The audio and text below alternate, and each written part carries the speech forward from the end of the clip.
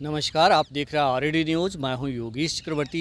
एक अन्य मार्ग मुख्यमंत्री आवास में आज एनडीए की एक अहम बैठक हुई। इस बैठक में एनडीए से जुड़े तमाम सांसद, विधायक और जेडीयू और बीजेपी के जिला अध्यक्ष भी शामिल हुए। बैठक में इस बात को लेकर मंथन की गई कि 2025 का जंग कैसे जीता जाए। उससे पहले उपचुनाव पर भी चर्चा हुई और मुख्यमंत्री नीतीश कुमार ने तमाम सहयोगी दलों को हिदायत दी कि 5 पार्टियां जो है और उनके कार्यकर्ता सभी एक दूसरे के साथ मिलकर पार्टियों की जीत सुनिश्चित कराएंगे। यही नहीं, इस बैठक में सबसे ज़्यादा चर्चा की बात ये रही कि मुख्यमंत्री नीतीश कुमार ने सरेआम ऊर्जा मंत्री विजेंद्र यादव की धोती खोल ली और इसकी काफ़ी चर्चा है।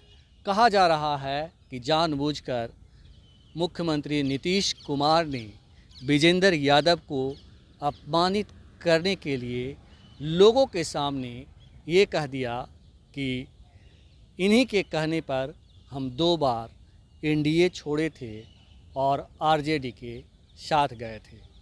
हमारे साथ इस पूरे प्रकरण पर चर्चा के लिए सीनियर जर्नलिस्ट अरुण पांडे जी हैं। आइए इनसे बात करते हैं और पहले हम समझते हैं इस बैठक का लब्बो-लुबाब क्या है। और पहली बार जब से एनडीए बनी है तब से पहली बार ये बैठक बिहार में बुलाई गई। सर, क्या है इस बैठक का लब्बो-लुबाब? देखिए, जदयू के अध्यक्ष हैं नीतीश कुमार जी और मुख्यमंत्री के नाते आज उन्होंने अपने सहयोगी दल, जिसको आप एनडीए कहते हैं, उन सारे नेताओं की बैठक थी। सांसद, विधायक, एमएलसी और 20 सूत्री समितियां जो जिला स्तर पर बनी है, उसके जिला पार्टी के जिला अध्यक्ष बीजेपी के और जदयू के उपाध्यक्ष हैं, तो सारे लोग आज आमंत्रित थे। उस बैठक में अधिसंख्य लोग आए। 2 प्रमुख चेहरा नहीं दिखे, केंद्रीय मंत्री जीतनराम मांझी और चिराग पासवान। ये कोई डिसेंट की बात नहीं है। पार्टी थी, नहीं थे जीतनराम मांझी तो उनके सुपुत्र जो हम के अध्यक्ष हैं, बिहार में मंत्री हैं, उन्हीं की पत्नी लड़ रही है इस बार उपचुनाव, दीपा मांझी। तो नेताओं की बैठक हुई। यह बैठक एनडीए की मैं बृहत बैठक मानता हूँ। इस तरह की बैठक मुख्यमंत्री के आवास में शायद पहली बार बैठक हुई थी, जिसमें एनडीए के घटक दल में शामिल सभी नेता, सांसद, विधायक और जिला अध्यक्ष शामिल हुए थे। और इसका ध्येय उद्देश्य था कि अब सत्ता में तो हम लोग हैं साथ, अब इस संगठन को भी थोड़ा एकजुट करें, आपस में कोऑर्डिनेशन बढ़ाएं। नेता तो मिल गए हैं, कार्यकर्ताओं में उस ढंग का कोऑर्डिनेशन फील्ड सरजमीन पर देखने को नहीं मिलता है। इसी थ्रस्ट को लेकर आज ये बैठक थी। और अभी 13 नवंबर को विधानसभा की 4 सीटों के लिए उपचुनाव होगा। पहली चिंता तो ये थी कि इसको फतह करना। अब कई सीट है इसमें, एनडीए की 3 सीट तो विपक्षी महागठबंधन की है और 2 बीजेपी की इस लड़ रही है 2 सीट के लिए, 1 सीट जदयू और 1 सीट के लिए हम लड़ रही है। तो चारों सीट जीतनी है, ये खेल था। इसी को रणनीति बनानी थी। हम लोग मिलकर लड़ेंगे तो पूरी ताकत रहेगी और तब हम विपक्ष का सशक्त मुकाबला करेंगे। लेकिन बैठक का ध्येय था 2025 नवंबर 2025 में जो इसी असेंबली के लिए जो चुनाव होने हैं उसको लेकर बैठक थी। और उसमें था कि 2025 में चुनाव होगा, हम लोग 225 सीट कम से कम जीतें, ये लक्ष्य है। मतलब 2/3 से अधिक सीट जीतें, इसी लक्ष्य को लेकर आज बैठक हुई। उसमें गिरिराज सिंह भी थे, उपेंद्र कुशवाहा भी थे, संजय झा भी थे और सभी सांसद विधायक थे। राधा मोहन सिंह भी थे, बिहार के दोनों उप मुख्यमंत्री भी थे। मुख्यमंत्री ने तो बैठक ही बुलाई थी और संगत पंगत का भी दौर चला। जदयू ने पहले से एक कार्यक्रम तय किया है कि वह चुनाव का साल है तो हमको अपने सहयोगी दलों के साथ कोऑर्डिनेशन बढ़ाना चाहिए। जिलों में हम लोग जब बैठें तो संगत पंगत करें, साथ में पुराने लोगों को अपने साथ जोड़ें जो बिछड़ गए हैं। की भी है जदयू का। आज जदयू अध्यक्ष नीतीश कुमार ने इसकी शुरुआत कर दी और इसमें फिर हुआ कि भाई जो अब यहाँ के जो नेता लोग जाएंगे जिला भ्रमण में, तो सभी दल के नेताओं से वहाँ सबसे बात मंत्री करें। को लेकर के खास हाँ, करके। मंत्री के खास करके जी जी मैंने एक कोऑर्डिनेशन सहयोग बढ़ाना है। जी जी ये दो उद्देश्य, इसी संदेश को देने के लिए आज कुछ नेताओं के संबोधन भी हुए। जी दिलीप जायसवाल बोले, मुख्यमंत्री बोले, सब उनका संबोधन का लबोलबाब यही था। जी। आपने कहा सर कि जो ये बैठक थी इस बात को लेकर थी कि 2025 में 225 कैसे जीता जाए। क्या आपको नहीं लगता कि ये लक्ष्य थोड़ा ज़्यादा ही ऊंचा है? देखिए 400 के पार का लक्ष्य था, अब भूलिए मत। जब कोई युद्ध में जाता है तो लक्ष्य तो बड़ा रखता ही है, भले ही वो 303 भी नहीं हुआ और 240 पर आ गए। तो अभी तो इस असेंबली में जिसके लिए चुनाव होना है, बहुत मुश्किल से बहुमत मिला है ये नीतीश गवर्नमेंट को। तेजस्वी तो 5-7 वोट से ना पिछड़ गए थे तो जी। मुख्यमंत्री हो जाते वो। अब तो उसमें भी देखिए विपक्ष का अच्छा विधायक पाला बदल लिया है, तो ये ताकत बढ़ानी थी तब नहीं सब हुआ। पाला बदल लिया है और अभी भी वो उस विधायक अपने ही दल के सदस्य हैं। आज उसमें एक संगीता कुमारी चली गई थी बैठक में भी, और 6 विधायक तो फरवरी में ही पाला बदल चुके हैं। तो जो लक्ष्य तो बड़ा रखा ही जाता है, बहुमत नहीं बड़ा लक्ष्य रखिएगा तब ना, ये तो होता ही है ही। लक्ष्य बड़ा रखा जाता है। आपने कहा कि मोदी जी ने 400 पार का नारा दिया था बीजेपी ने, और 240 पर पहुंच गए। और अगर नीतीश जी और बीजेपी की केन प्राकेन या जो भी कारण रहे, अगर उस अपने लक्ष्य पे नहीं पहुंच गए और नीचे चले गए तो कौन सी बैसाखी का सहारा लेंगे? अब देखिए अभी नीतीश जी की पार्टी जदयू तो इसी असेंबली में 42 सीट हो गई थी, मुख्यमंत्री रह गए। जी बीजेपी ने अपना उस गठबंधन धर्म का पालन किया। चुनाव के पहले घोषणा की थी कि भाई हमारा चेहरा नीतीश जी होंगे। अब ये 2025 के चुनाव के लिए भी तो नीतीश जी चेहरा घोषित हैं। अब वो कल होकर अभी तो साल भर है ना। अभी हम एक बात तो मैं मानता हूँ कि 2019 के चुनाव की तुलना में इस बार एनडीए का जो पॉलिटिकल कॉम्बिनेशन है ना, थोड़ा स्ट्रॉन्गर हो गया है। अब पिछले चुनाव में चिराग इफेक्ट था। चिराग पासवान नीतीश कुमार को सत्ता से बाहर करने के लिए अभियान चला रहे थे, तो उनका नुकसान भी हुआ। जदयू जो तीसरी पार्टी हो गई, जी जी तो अब इस बार चिराग साथ हैं, मांझी भी साथ हैं और उपेंद्र कुशवाहा भी साथ हैं।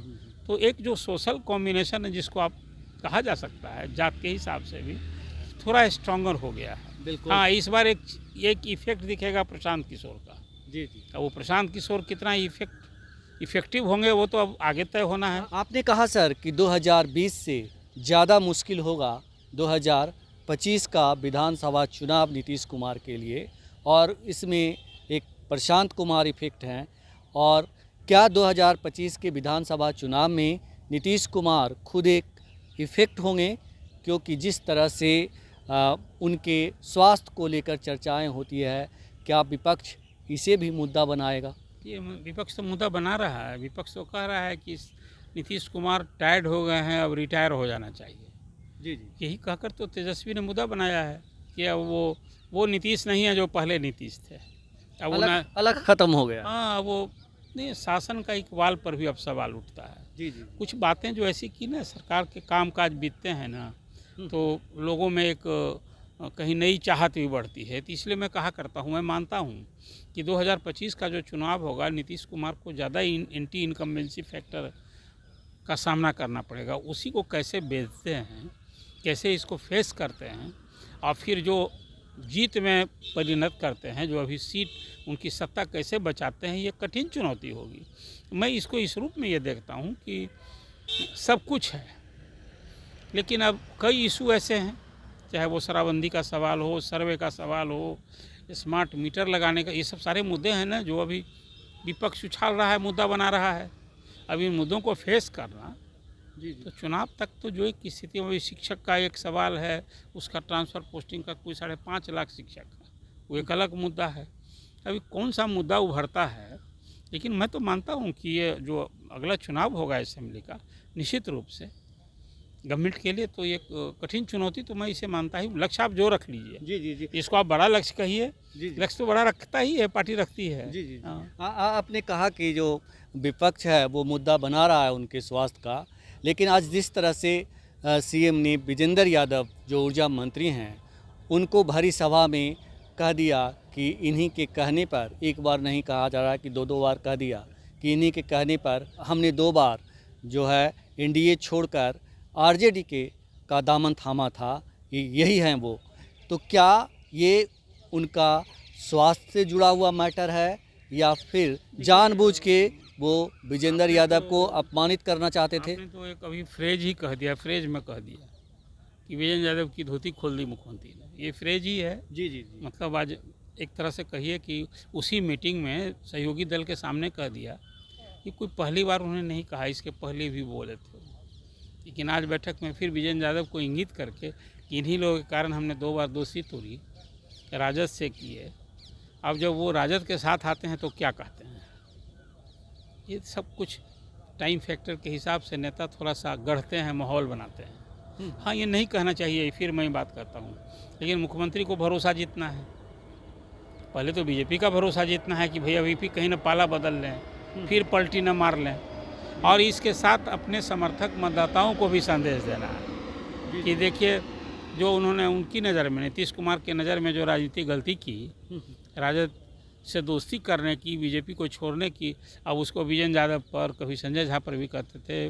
उस कोटरी में तो सीएम की कोटरी में अशोक चौधरी, विजय चौधरी, ये सारे लोग न हुआ करते थे। आज लेकिन भी किसी हैं। को अपमानित करके इस तरह से सियासत करना आप कहाँ तक सही मानते हैं, भले ही वो मुख्यमंत्री ही क्यों ना हो? मैं ये मानता हूँ कि इस तरह की बात कहीं से इसको नहीं सराहना की जा सकती है, न समर्थन किया जा सकता है। इसको कहीं मुख्यमंत्री ने ये बात कहने की क्या ज़रूरत है?